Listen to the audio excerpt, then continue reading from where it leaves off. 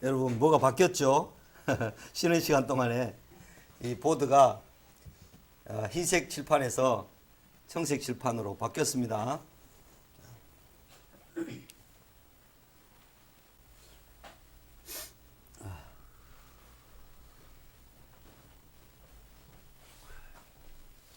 네, 감사합니다. 요 칠판이에요? 요런 색깔이구나.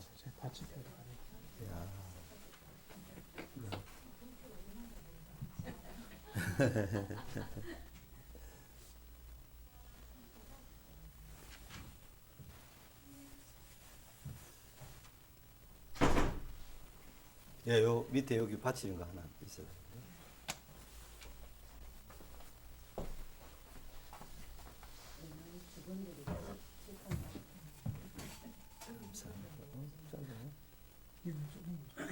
이 빼는 거 아니에요? 이거 뺄 수 있는 거 아니에요?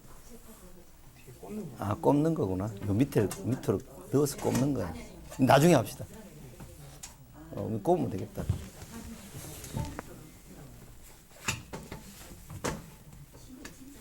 좀 더. 완전히 더 들어가야 되는데. 나중에 합시다. 지금 뭐 괜찮은 것 같습니다. 한 번 쓰는데.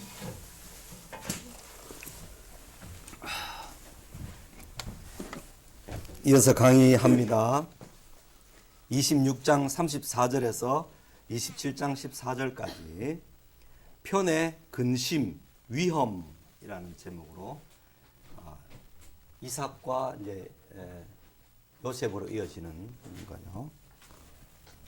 하나님의 뜻이 이루어지는 과정에서 이삭의 쌍둥이 아들 에서와 야곱 사이에서 일어난 것만큼 긴장 넘치는 일도 없을 것입니다.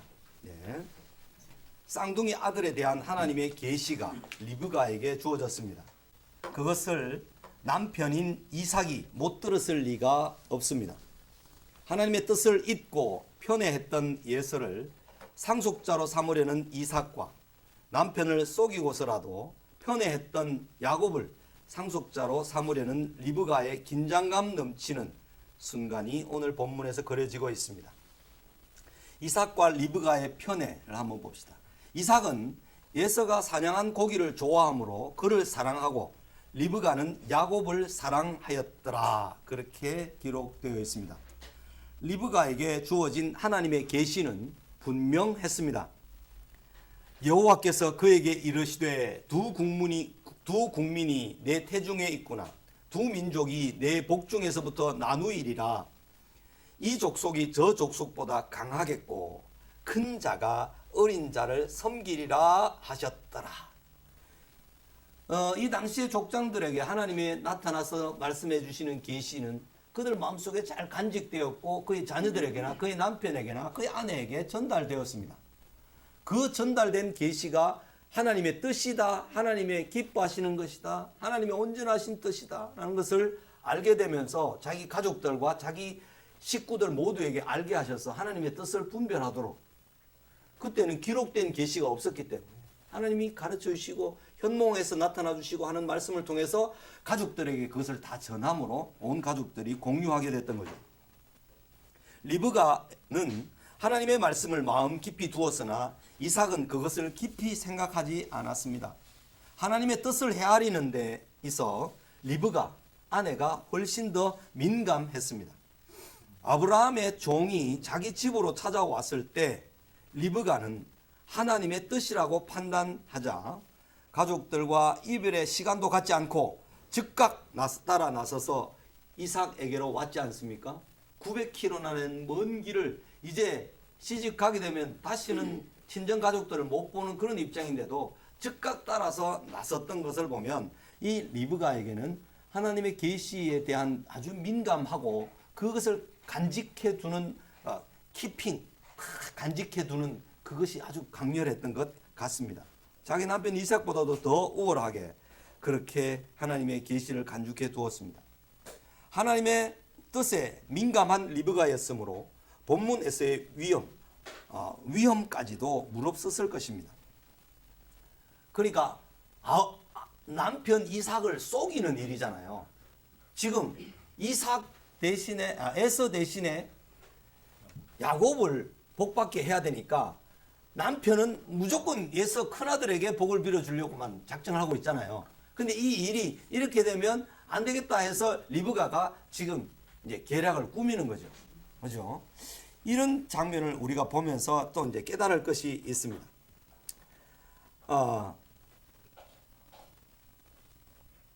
이런 리브가의 편애, 야곱을 사랑하는 편애는 하나님의 계시인 말씀에 근거한 것이기 때문에 거짓말은 잘못이다 라고 단순히 말하기에는 무리가 있습니다. 말라기의 말씀도 그 사실을 지지하는데요. 말라기 1장 2절 3절 아까 읽었죠.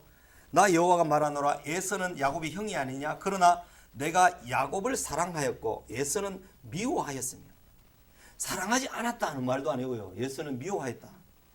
왜 하나님 미워하셨을까? 그런 생각을 단순하게 이렇게 하면 하나님께서 야곱을 선택하셨다. 이렇게 이해하는 것으로 가야 됩니다. 그의 산들을 황폐하게 하셨고 그의 산업을 광야의 이리들에게 넘겼느니라. 이삭과 리브가의 근심이 나옵니다. 이삭의 나이 131세쯤 되었는데요. 이삭이 180세에 죽은 것을 생각하면 이렇게 야곱을 축복하고 나서도 50년을 더 살았다는 것을 알 수 있습니다. 그러나 하나님의 때가 되어서 상속권을 위한 축복 기도를 하고자 했습니다. 이삭이 나이가 많아 눈이 어두워 잘 보지 못하더니 늙어 어느 날 죽을는지 알지 못하니 라고 하는 이런 언급은 이삭의 육체적 영적 분별력 모두가 희미하게 되었음을 암시해 줍니다. 예서가 40세에 가나안의 헷 족속 부에리의 딸 유딧과 엘론의 딸 바스맛을 일부 다처로 맞이했던 것은 부모였던 이삭과 리브가에게 적지 않은 근심이 되었습니다. 예서가 자기 마음대로 그 가나안 족속을 아내로 삼고 하는 것을 그의 부모인 리브가와 이삭에게 큰 근심이 되었다는 거죠. 그것은 이렇게 근심스러운 상황이었는데도 이삭은 에서를 불러 축복하려고 했습니다. 그것은 이삭이 하나님 나라에 대한 분별력이 희미해져 있었음을 말해줍니다. 이삭은 에서가 경건한 결혼을 포기하고 육체의 욕심을 따라 가나안의 여인들을 하나도 아닌 둘씩 취한 것과 31년을 며느리와 함께 살았던 아들 예서를 보면서 좌우를 분별했어야만 했습니다. 이삭이 그런 눈과 그런 안목을 가졌으면 했음에도 불구하고 에서에게 장자의 복을 빌어주겠다고 했던 것은 이삭의 분별력에 좀 문제가 있었습니다. 에서가 결혼한 후 31년 내내 부모의 근심이 내내 근심이 되었는지는 알 수 없지만 부모에게 심히 근심이 된다는 것은 성경 전체에서 볼 때 심각한 일이 아닐 수 없습니다. 근심이 되었다라는 표현이 분명히 나오기 때문에. 이삭과 리브가의 위험한 행동이 나옵니다. 리브가의 위험한 행동은 이삭의 위험한 행동으로부터 시작되었습니다.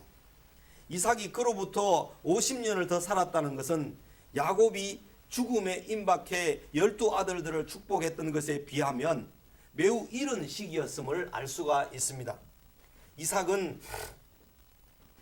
야곱이 137세 정도 돼가지고 이렇게 복을 빌다가 145세 정도에 죽는 것을 생각하면 50년 더 살게 될 이삭은 50년 남아있는 생애를 생각하면 예서의 31년 결혼 생활을 보면서 판단하고 분별할 수 있어야 되는데 분별하지 못했다는 것을 우리에게 가르쳐 줍니다. 이삭은 야곱이 예서에게 형의 장자 명분을 샀다는 사실을 몰랐을까요? 아니면 알았어도 야곱이 잘못한 짓으로만 보았을까요? 어쨌든 이삭은 분별 없이 하나님의 계시 뜻에 어긋나게 상속권을 에서에게 주려고 했습니다. 그것은 매우 단순하고 육체적인 이유 때문이었습니다. 에서가 장자였고 그의 사냥한 고기를 좋아한 편애 때문이었습니다. 자기가 사냥해온 것을 짐승들 맛있게 구워서 먹고 볶아서 먹고 그죠? 이렇게 먹으니까 너무 좋아서 그 편애로 에서에게 에서에게 뭐 복을 빌어주고 장자는 장자니까 당연한 일이지 하면서 했지만 그 안에 리브가는 그게 아니었습니다. 이전에 하나님의 계시가 리브가에게 있었기 때문에 그것을 남편에게도 말했었지만 남편은 그것을 마음에 깊이 두지 않았다는 거죠. 그런 기준으로 육체적인 이유 때문에 그런 판단에 의해서 에서에게 축복하려고 한 것이 리브가가 보기에 매우 위험스러운 일로 보였을 것입니다.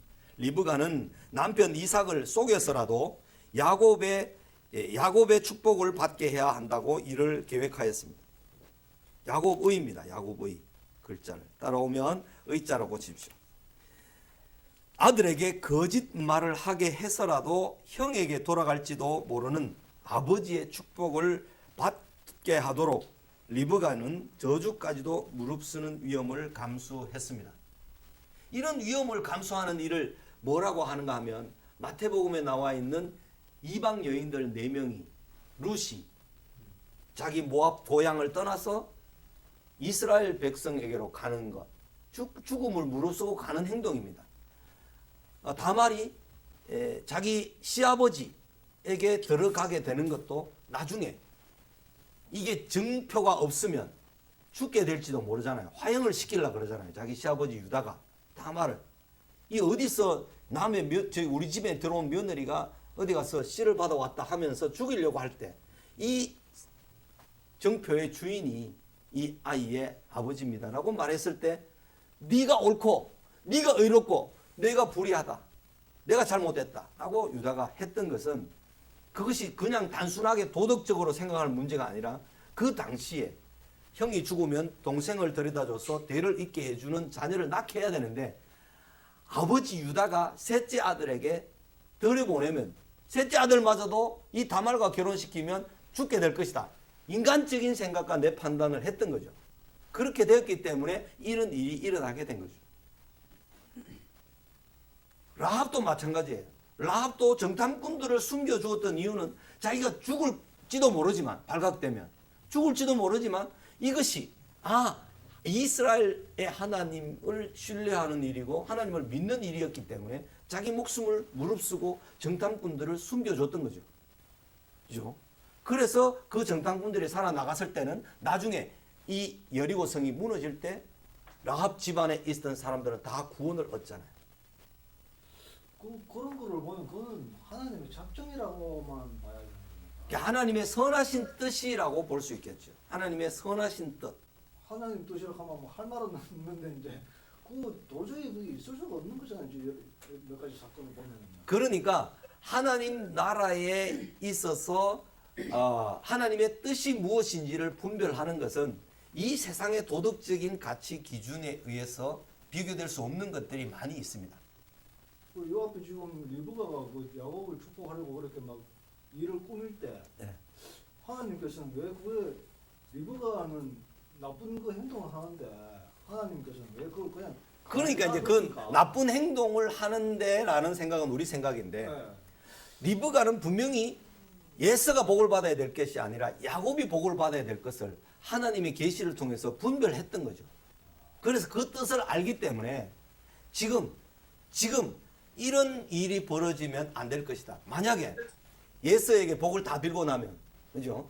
야곱에게 복 빌질 못합니다. 야곱에게 복을 다 빌고 난 다음에 예서가 돌아왔을 때 아버지 복 빌어주십시오라고 했을 때 아버지가 빌어줄 복은 아무것도 없었습니다. 장자로서의 축복을 주기에는 아무것도 없었어요. 그래서 들 사람으로 들에서 사냥을 하게 되며 사람들이 너를 공격하고 너가 사람들을 공격하는 이런 옛날 이스마엘이 아브라함에게부터 받았던 말씀과 똑같은 말씀을 이 예서의 후손들이 예서가 받게 되는 거죠. 에돔 족속. 그런 사건들을 볼 때 그거는 이제 하나님의 작정으로만 보고 우리가 그 하나님 뜻을 헤아려야 되는 건 그렇죠. 그러니까 그것을 하나님의 작정이라고 본다는 것은 하나님의 계시가 우리에게 매우 밝혀져 기록되었기 때문에 하나님의 뜻이 어떻게 진행되었고 어떻게 움직였는지를 보면 우리도 이런 사건에서 하나님의 뜻을 이것이다라고 판단해서 그 뜻대로 가는 삶을 자꾸 살아야 되죠. 그죠? 좀 인간적인 생각, 인간적인 생각이 아니라. 내 생각 이런 건 아예 그렇죠. 하지 않아야 된다. 예. 이런 거죠. 어쩌면은 우리가 상식이라는 게 있습니다. 상식. 완전 벗어난 거죠. 예. 상식이라는 수준은 이 세상이 가지는 일반적인 한 노멀한 생각이죠. 노멀. 그런데 하나님이 계시는 그 위에 있습니다. 하나님께서 말씀하시는 뜻은 그 위에 있기 때문에 이것과 이것이 어긋날 때는 우리가 이것보다 이걸 붙들어야 됩니다. 이게 분명하다면. 그죠? 그런데 하나님의 사람들도 하나님의 계시를 따라 움직이지만 상식적인 것을 무시하거나 파괴하면 안 됩니다. 왜냐하면 세상 사람들이 가지고 있는 세금 내는 것, 국방의 의무, 우리가 마땅히 해야 될 뭐 일들, 선한 일들 이런 것들을 이것을 무시하게 되면 이걸 다 파괴하면서 나는 여기에 사는 사람들은 자기는 땅에 살지 않고 구름 위에 사는 사람이 됩니다. 그런 문제가 사회에서 요즘 생기게 되죠. 예. 그뭐 여호와 증인 이단들이 주로 그렇죠. 군대 안 가고 그런 것뿐만 아니라 다 팔아 정리하고 우리가 따로 뭐 도시를 만들어서 따로 우리가 공동체를 만들어서 한다. 여기는 천국이고 여기는 다 속세다. 이런 식의 분리, 이분법적인 그런 분리도 안 되고 그러니까 하늘나라에 속해 사는 사람은 하나님의 법을 따라 사는데도 세상 속에 있는 일반적인 상식과 도덕적인 기준 그것을 무시하거나 파괴하면 안 되죠. 여기에서 사는 사람은 이 토대를 가지고 이 위로 살아야 되는 거죠. 이걸 인정하고 이 위로 살아야 되는데 상식을 무시해버리면 이 아래로 내려가 버리는 거죠. 그죠? 이 아래로 내려가면 세상 사람들의 상식에 의해서 지탄을 받는 거죠. 그러니까 이 아래로 내려가면 안 돼요. 뭐 계약을 했다, 법을 했다 이러면 사기치는 것, 뭐 거짓말하는 이런 건 이 아래로 내려가는 거거든요. 아무리 여기에 뭘 가지고 산다고 하더라도 이 아래로 내려가 버리면 상식에 의한 삶을 사는 사람들에게 지탄을 받아버리면 이 위에 있는 삶이 다 무너지는 거죠. 아무런 의미가 없게 되는 거죠. 상당히 중요한 겁니다, 이게. 이런 거 한 번씩 볼 때 이걸 어떻게 이해를 해야 되는지 참 어려운 게 있더라고요. 예. 그러니까 리브가가 하나님을 전적으로 의지했다면 남편 이삭이 복을 빌 때 에서가 와서 그 일을 안 하고 에서가 딱 돌아와서 이삭에게 하나님이 에서에게 이삭 입을 통해서 복을 빌어주고 축복할 때 그 입에서 다른 말이 나왔겠죠. 야곱에게 주는 그런 복이 아닌 다른 말이 나왔겠죠. 하나님이 주관하셔서 하셨다면. 그러나 지금 이 일이 야곱을 편애한 것 때문에 리브가가 그렇게 해서 작전을 짜서 아버지에게 복을 받지만 그 야곱에게 내려질 복은 야곱에게 갔잖아요. 그렇죠? 그런데 야곱은 형의 낯을 피하여 도망가서 20년 동안 바다나무로 가서 고생을 하는 거죠. 예, 그 돌아서 오지만 거기에서 거부가 되어서 오잖아요. 부자가 되어서 아내 넷을 데리고, 그죠? 아내 둘과 그 종들까지 다 해서 12아들, 11아들이죠 일종의. 그러니까 가나안에 들어와서 나중에 이제 막내 베냐민이 태어나니까 거대한 가족을 이루어서 그것조차도 하나님께서는 선으로 만드시는 거죠. 그 바다나무로 가게 하신 것조차도. 그러니까 이런 하나님의 계획을 이렇게 움직여 가시는 계획을 보면 인간적인 생각으로 내 눈앞에 이런 것들만 의식하고 내가 막 수단과 방법을 동원하고 하는 것이 참 어리석은 것을 알게 됩니다. 리브가가 만약에 하나님 이거 어떻게 해요 하면서 인간적인 방식을 동원 안 했더라도 이삭을 통해서 에서에게 주어지는 복은 에서가 덜해서 살 것이며 이렇게 하는 말씀으로 주어졌을 거예요. 에서가 뭐 자기가 장자로서 복을 빌어줘야 된다고 해서 야곱이 받을 복을 하나님께서 그 입을 통해서 그렇게 에서에게 가게 하시겠어요? 그렇게 안 하신다고요. 그런데 그렇게 함으로 인해서 이런 편애 때문에 근심이 생기고 엄청난 위험이 이제 발생하는 거죠. 근데 그것마저도 하나님의 거대한 뜻을 변경시키거나 훼손할 수가 없다는 사실을 우리에게 분명히 가르쳐 줍니다.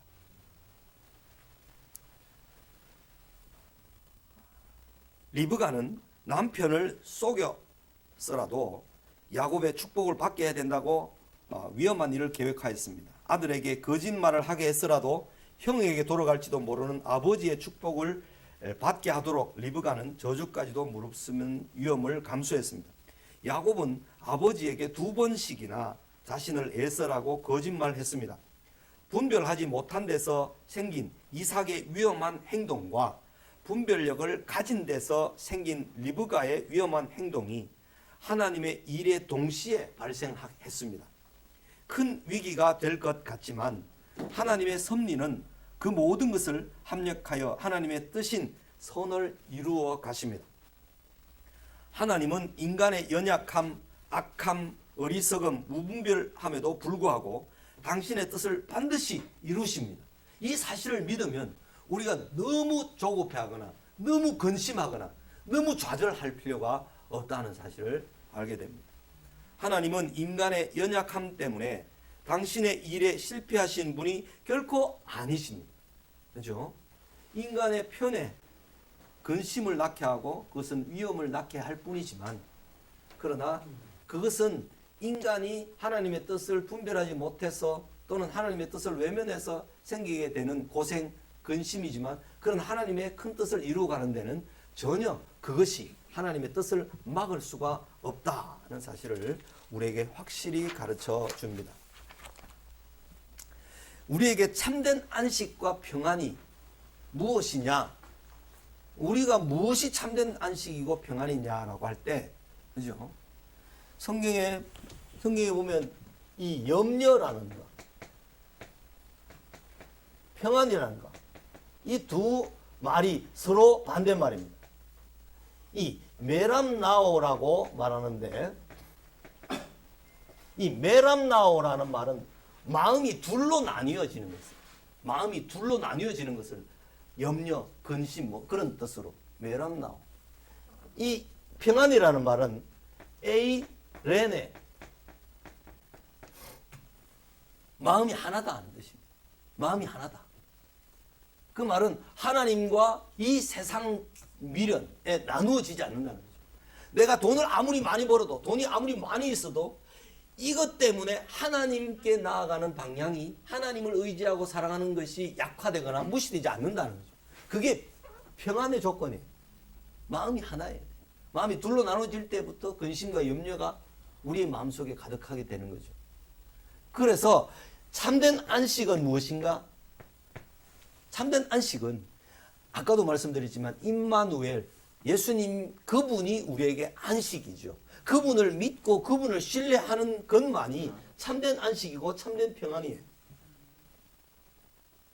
그래서 그분의 나라와 의를 먼저 구하고 그분을 신뢰하고 그분을 앙망하고 바라고 기대하는 것이 이 평안과 안식의 근본되는 조건입니다. 그래서 예수님이 계신 사람, 예수님이 그 마음속에 주인으로 모셔진 사람은 이 평안과 안식을 잃어버릴 수가 없습니다. 그래서 늘 예수님을 생각하면서 우리의 마음을 두 곳으로 나누어지지 말고 하나로, 하나님을 향할 때, 하나님을 의지할 때 하나님께서 지켜주시고 하나님께서 주시고 필요한 것들을 더하시고, 이런 자세로 우리가 살아야 된다는 거죠. 이런 자세로. 제가 서울에 있을 때 주일날 고등부를 이제 하면 고등부 학생들이 주일날 중직자들 자녀들이 안 오는 애들이 많습니다. 고등학교 3학년 되면 전부 주일날도 막 학자같이 아침부터 가서 막 그 사사를 받고 개인 과외를 받고 이렇게 하는 바람에 고3 애들이 교회를 안 나와요. 그래서 교회에서 공식적으로 광고도 하고 설득도 하고 이야기를 해도 담임 목사 이야기 안 되는데 교육 목사 이야기 듣겠습니까? 안 듣죠. 그런데 그 애들이 나중에 대학에 가고 하면 교회를 떠나거나 교회를 멀어지게 돼가지고 세상 사람들과 똑같은 가치관을 가지고 있습니다. 가끔 교회를 한번 나와주는 거죠. 나와주는 거. 하나님께 대단한 선심을 쓰는 것처럼 이렇게 돼버리면 이런 아주 어려운 일이 생겨버리게 되는데, 하나님의 나라와 의를 구하는, 하나님을 기뻐하는 인생을 살면 그것이 처음에는 답답하게 보이고 어렵게 보이더라도 하나님을 의지하는 사람의 삶을 자녀들이 보게 되면, 하나님만 전적으로 의지하며 사는 삶을 자녀들이 보게 되면 나중에 시간이 지나면 지날수록 그 자녀들이 하나님을 닮게 되고 의지하고 부모를 통해서 하나님을 가까이 갈 수가 있게 되는 거죠. 그래서 우리가 지난 날에는 그런 시간들을 갖지 못해서 어려움이 있었다 하더라도 지금부터라도 우리의 가치관, 우리 자녀들에 대한 우리의 가치관은 분명하다는 것을 늘 보여주면, 흔들리지 않으면, 아, 우리 아빠는 밤 12시가 돼가지고 낮에 일 때문에 돌아와도 내일 아침에 새벽 말씀을 준비하고 오셔야 돼. 그러면 1시, 2시 대가 들어오더라도 아이들은 막 그렇게 이제 여기고 불편함들을 감수하고 어려움을 감수하는 거죠. 하는데 나중에 이제 시간이 지나서 보면 이 애들이 하나님 말씀에 대해서나 하나님께 대해서 간절한 마음으로, 진실한 마음으로 서 있다는 거죠.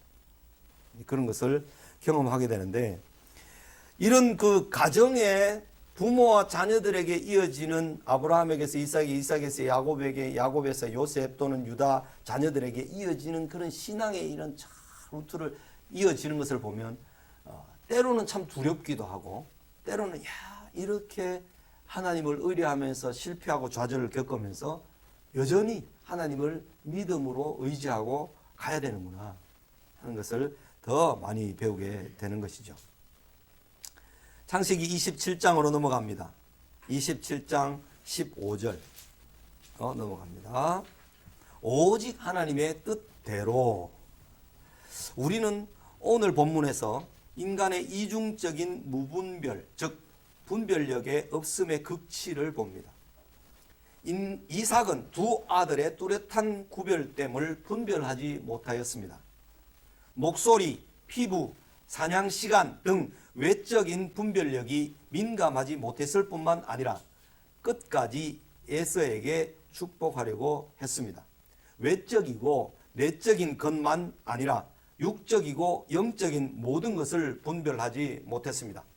야곱에게 축복하고 에서가 들어왔을 때에야 이삭은 분별력을 가질 수밖에 없었습니다. 그때에서야 지난날 에서와 야곱이 태어나기 전 리브가에게 말씀하셨던 하나님의 말씀이 생각났고, 인간의 생각과 판단대로가 아니라 오직 하나님의 뜻대로 이루어지는 것을 이삭이 깨닫게 됩니다.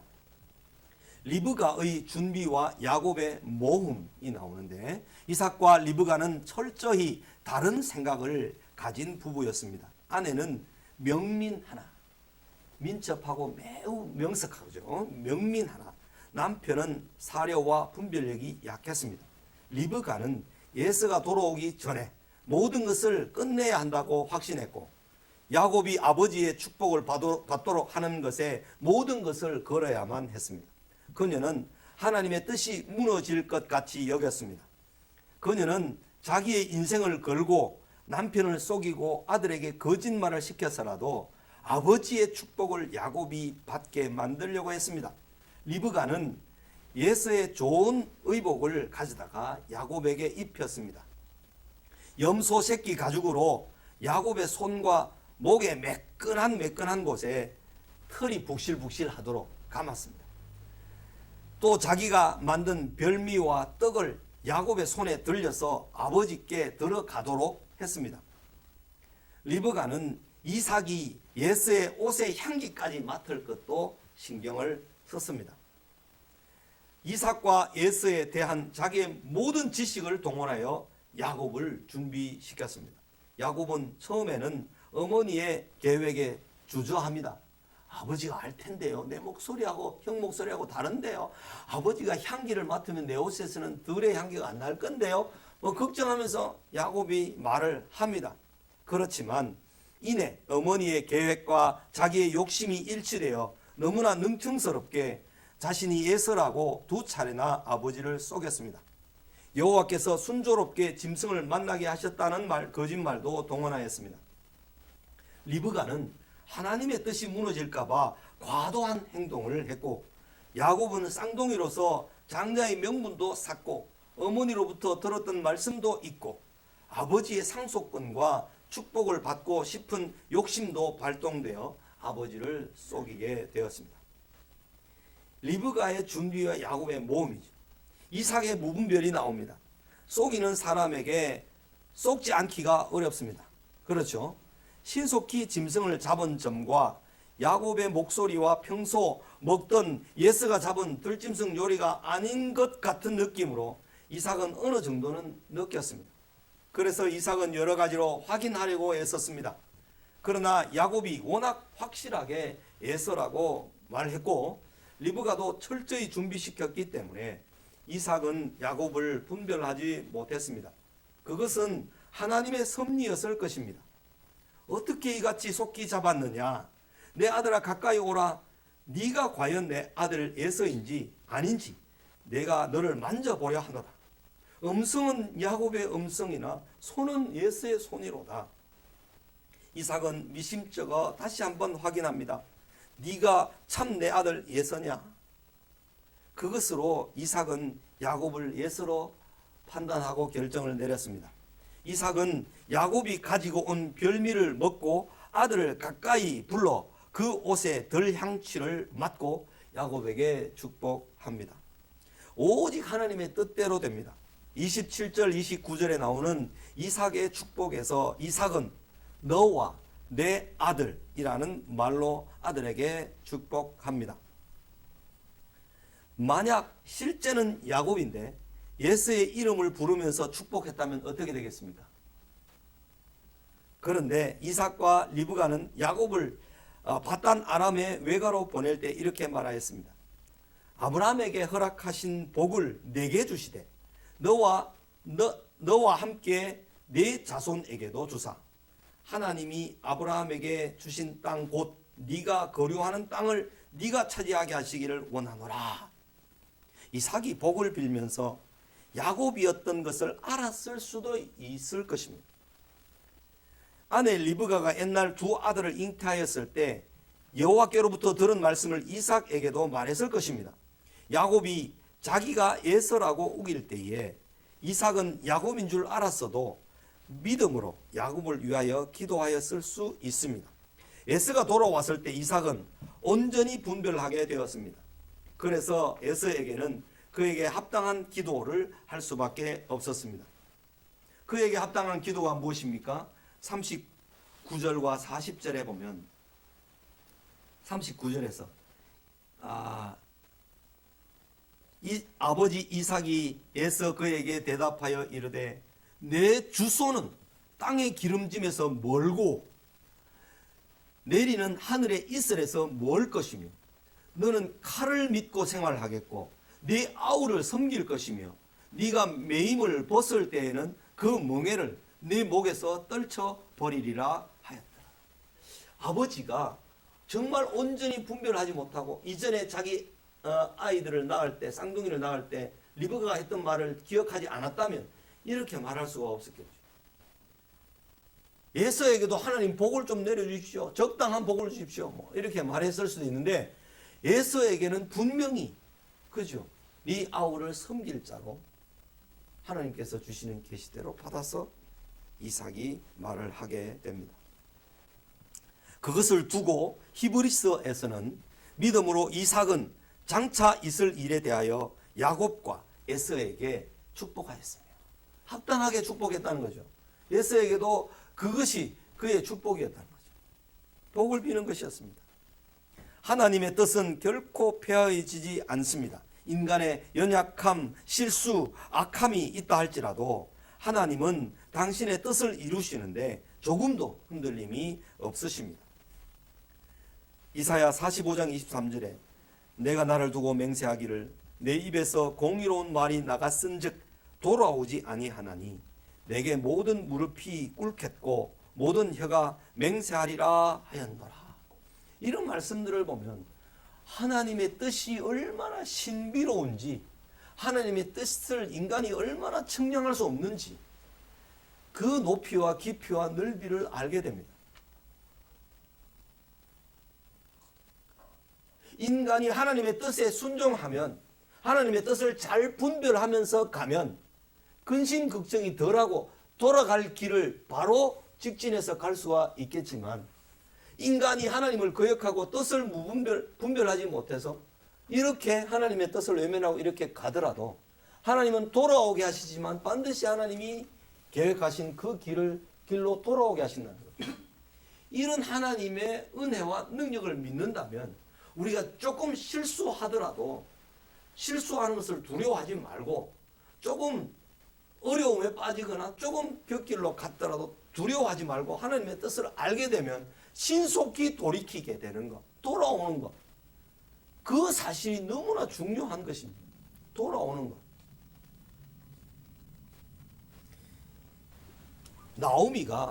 나오미가 그의 길을 갔을 때 나오미가 길을 갔다는 것은 모압으로 내려갔다는 거죠.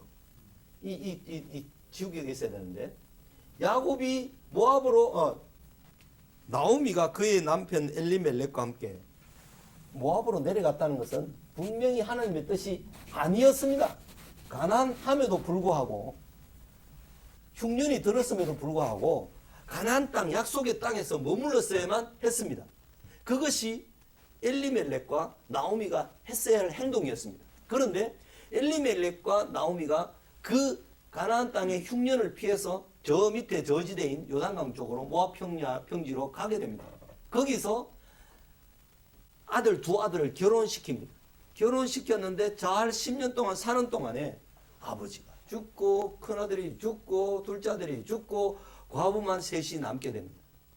이랬을 때 나오미가 선택할 수 있는 방법은 하나님께서는 내게 가득한 것으로 내보내셨지만 돌아올 때는 빈손이다 이렇게 이야기를 고백하는데 룻기서를 자세히 들여다보면 돌아간다. 너희도 돌아가라. 나는 돌아간다. 너희는 돌아가라. 이 돌아가라는 말씀을 엄청 많이 말씀을 하세요. 돌아가라. 이 말이 히브리어에는 이 슈브라는 말입니다. 슈브. 돌이키다, 돌아가다. come back, turn back 이렇게 turn이라는 뜻인데 이 슈브라는 말이 1장에 13번 나옵니다. 13번. 이 돌아간다는 것이 룻기스의 주제입니다. 이게 13번이나 나와요. 읽어보면. 그런데 이 돌아감이라는 것은 어디로 돌아가는가 하면 약속의 땅으로 돌아가는 겁니다. 하나님의 말씀으로 돌아가는 것입니다. 하나님의 뜻으로 돌아가는 것입니다.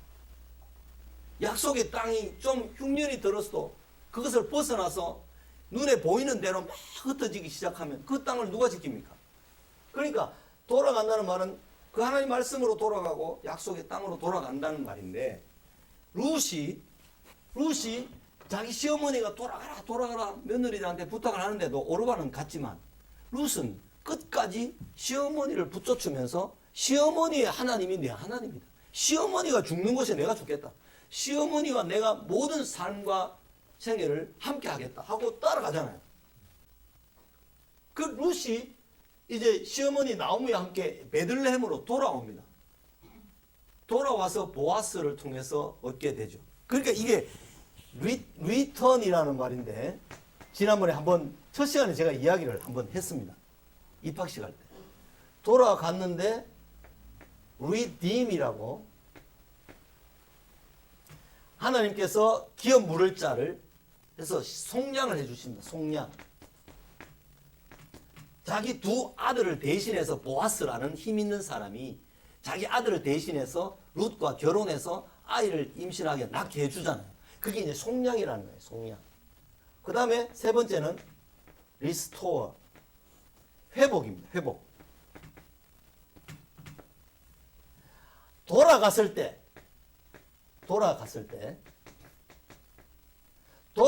때 하나님께서 속량해 주시고 하나님께서 갚아 주시고 회복시켜 주시고 그냥 궁극적으로 하나님께서 회복시켜 주는 거죠. 4장 15절에 보면 나오미가 그 손자 오벳을 안고 그죠? 손자지만 자기 아들의 대를 이을 사람으로 오벳을 낳잖아요. 오벳은 이새를 낳고 이새는 다윗을 낳으니라 이런 말씀이 나오는데 이 오벳에 대하여서 이새 다윗 이렇게 이어졌으니까 다윗 시대에 되어서 이 룻기를 썼겠죠. 그죠? 그렇다면 이 오벳을 일컬어서 나오미의 친구들이 나오미에게 하는 말이 뭐냐면 내 노년의 복량자요. 내 노년의 복량자요. 내 생명의 회복자니라 이렇게 말했어요. 이 회복자라는 이 말의 단어가 이 단어에서 생겼어요. 르무 쉬브. 이 슈브라는 말이 원형이 있는 데다가 여기에서 이게 단어가 첨가돼 가지고 그죠? 접두어가 이렇게 첨가돼 가지고 회복시키는 사람이 된 거죠. 돌아가게 하는 사람이라는 뜻으로 된 거죠. 내 노년의 복령자요, 내 생명의 회복자다. 생명을 회복시켜 준 자다. 돌아가게 만드는 사람이다.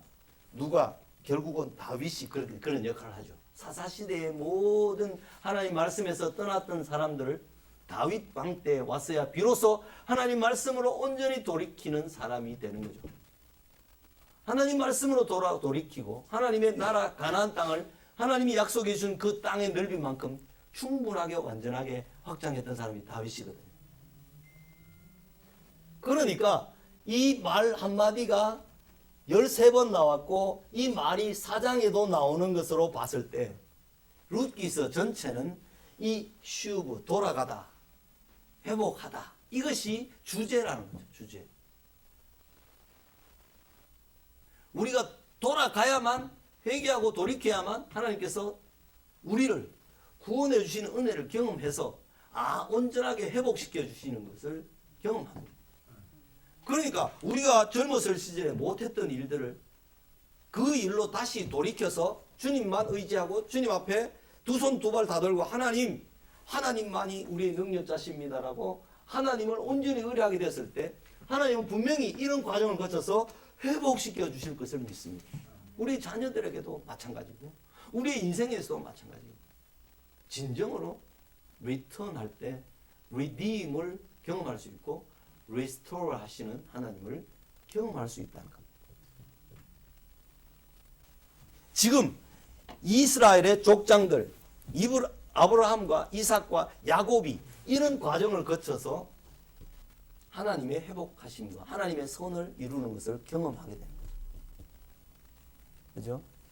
이제 이런 그림을 우리가 잘 이해하고 온전히 알고 있으면 우리가 어떤 어려움을 만났거나 또는 어떻게 실족해서 시간이 다 흘러버렸는데 그 시간 내에서 하나님을 경외하는 모습으로 사는 모습을 다 잃어버렸다. 그렇다 하더라도 그때도 늦지 않고 자녀들이 다 없어졌음에도 불구하고 늦지 않고 그때 돌아간 거예요.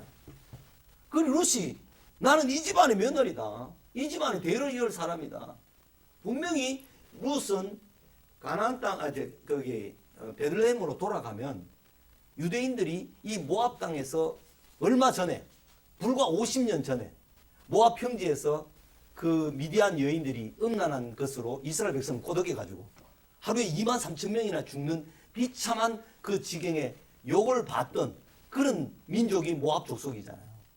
모압, 미디안, 모압 왕이 그렇게 발람을 불러서 저주하게 했고 막 그렇기 때문에 이 모압 사람이 여자가 더군다나 남편 없이 시어머니만 쫓아서 베들레헴으로 온다는 것은 엄청나게 위험한 일이죠. 그런데 어머니가 죽는 것이 나도 죽겠고 내가 죽어도 괜찮다. 그러면서 믿음으로 쫓아갔던 거죠. 그 믿음은 어머니 나오미가 가지고 있었던 여호와 신앙에 대해서 며느리가 봤다는 거죠. 보고 자기는 어떤 손해와 희생을 감수하고라도 그 시어머니의 하나님을 나도 믿겠다. 그렇게 하고 쫓아왔던 거죠. 돌아왔던 거죠. 말씀을 붙든 거죠. 믿음을 가졌던 거죠. 이 룻이. 그래서 그 남편 보아스를 이제 만나게 되어서 이제 오벳을 낳게 되는 거죠. 이런 과정들을 우리는 우리 인생에서 언제든지 늦지 않습니다. 이 리턴해야 되는 시간들. 깨달았을 때는 리턴을 해서 빨리 신속하게 해서 리딤을 주님께서 구속해 주시고 주님께서 이렇게 속량해 주시는 것을 경험해야 되고 주님께서 온전히 우리를 회복시켜 주시는 그 은혜를 우리 생애에서 언제든지 기회가 있으니까 이렇게 하면 이렇게 되고 하는 과정을 반드시 우리는 경험할 수 있습니다. 늦었다고 생각하지 마십시오. 두려워하지 마십시오. 네. 시간이 조금 남았는데 오늘 진도로 봐서는 이 정도 진도 나가도 남아있는 8주간 정도의 진도가 크게 무리가 없으니까요. 혹시 질문할 거 있으면 질문을 하시고 좀 이야기를 나눴으면 좋겠습니다.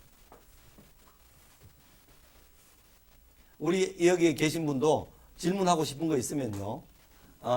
온라인상에서 줌에서 계시는 분들도 질문할 거 있으면 질문하고 잠깐 이야기를 하고 해도 되니까 마이크를 켜고 질문하실 분은 마이크를 켜고 좀 이야기를 해주시면 고맙겠습니다. 시간이 많이 남지 않아서 너무 어려운 질문을 하면 제가 또 답을 못하니까 네.